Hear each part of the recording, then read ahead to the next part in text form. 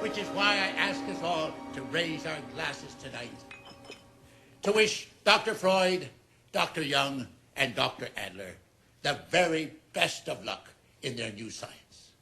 Ladies and gentlemen.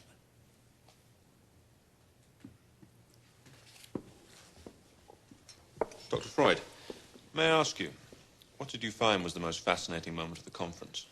When they declared my theories had nothing to do with science, but instead were a matter for the police. Dear me.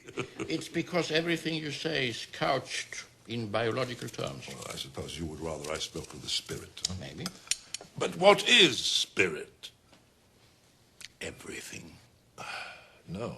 Everything that shows what you call spirit has more to do with repressed sexuality. Please, gentlemen, not in the middle of the Our dissent. culture is our spirit, our whole civilization. Civilization, Carl. And don't tell me it's just a consequence of repressed sexuality.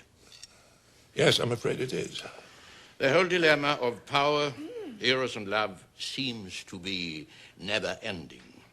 Well, to quote you, Carl, the pendulum of the mind swings between sense and nonsense, not between right and wrong. That makes sense. I beg your pardon? Well, his idea about the mind swinging between sense and nonsense? So you also agree that power, eros, and love present us with an unsolvable dilemma? Why? Do you know what love is? How many kinds of love? There are.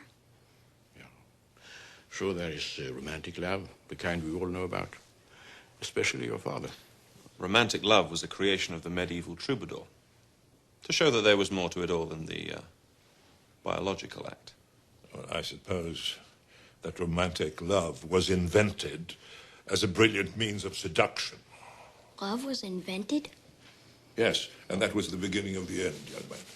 Why do you say that? The notion of romantic love has led to more death and destruction than anything, say possibly religion. Please, Sigmund, this boy asked me what love is.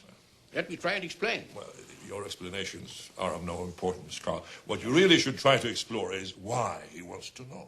I just want to know, that's all. What is love? Love stems from a desire for balance. We all share a picture of what we think of men and women. We all have a female and male image stored inside of all of us. So, like a memory? No. If we understand the full nature of both the female and male in all of us, we gain a balance. And it is our yearning for that balance that makes us feel this thing we call love. So, love is a yearning for balance. Someday you'll meet a girl, and she will feel like the missing half of yourself. I think I already have. You have? I read a poem, Love's Philosophy, by Shelley. Nothing in the world is single. All things by law divine. In one another's being mingle. This child can understand what Jung is talking about. I tell you, children's minds are incredible. But where exactly does love come into all that? Sex. That's where love comes into all of that, young man. Please, Sigmund. No. The boy asked a question. All love is derived from the need for sexual gratification. Even this boy's love of his mother. Perhaps the ladies would like to withdraw. Yes, we've a lot of packing to do tomorrow. Henry, I think it's time you were in bed. But that's not what I'm talking about. Come on, Henry. Please, let the boy stay. He asked a question. My apologies, ladies, but please, let him stay.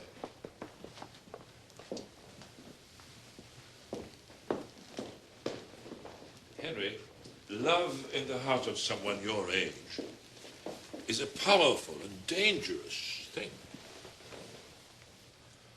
I've been watching you tonight, sitting there, all quiet, withdrawn. Is she pretty? Must be in a terrible situation. How did you know? Gentlemen, can't we help him?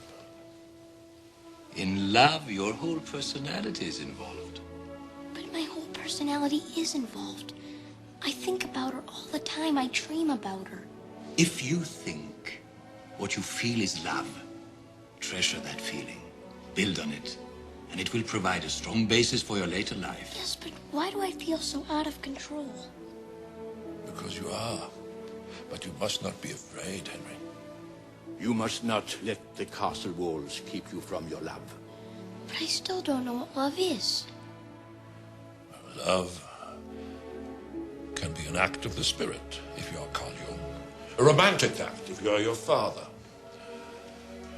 An act of companionship, if you like Dr. Adler's interpretation. But as far as I'm concerned, it's a biological act. It's a sexually motivated act. Either way, it is painful and wonderful all at once.